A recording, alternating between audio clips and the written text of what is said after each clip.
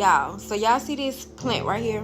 Let's talk about it for a minute. So yesterday, before I was leaving work, before I left the house to work, it was literally limped over. Like, limped over to the point where I thought it was gone. I thought it was no more help for it. Like, it was out of here.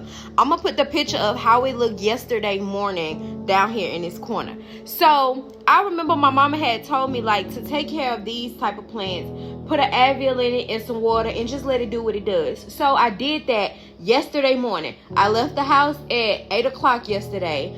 And I didn't get back home until like 9 o'clock. So it had a little time to, like, you know, get itself together or whatever.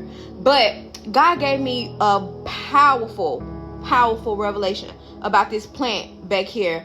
And it's about my life, but I'm gonna share it with you because it literally gathered me and it has shifted my perspective and it has put a fear in me. So I'm about to share it in the next slide. All right, so some of y'all may know, some of y'all may not know. God has been calling me out of my job, and for me, it makes absolutely no sense because even though I'm doing stuff for His kingdom, I'm not making any money, you know, and I'm not doing it for the money. So let's be clear. Let's be clear. But I know He's calling me to start a business. I haven't started it yet. I haven't launched. I don't see any money from that to know, okay, I'm gonna be good. You know, I don't see it yet. And I know that He can do it. I know that He's a provider, but baby, these bills is billing. These Texas bills is high.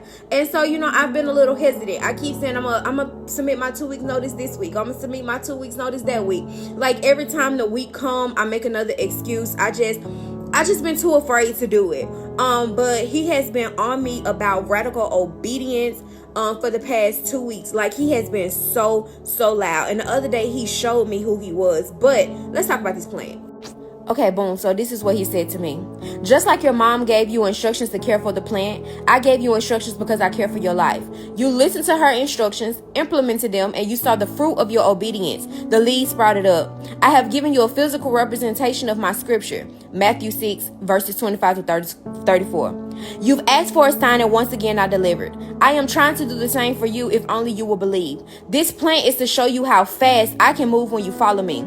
The pills that make the leaves sprout up, I did because I'm in control of all things. Don't forget that. Just like your mom was an instrument in the blessing for the plant by telling you what to give it, I have people lined up to do the same for you. But disobedience comes with no reward in death. Obedience comes with great reward and life more abundantly. Will you trust me, or will you keep asking for more signs? The choice is yours. Will you trust that my instructions will sprout you up, or will you allow fear of the unknown make you live a slow death?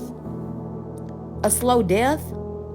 And so when I say it put a fear in me, because oftentimes we just want to stay in this little box that God is just a gracious God, and that He will allow you to move when you want to move because, you know, He's just so gracious. And God understands. God knows my heart.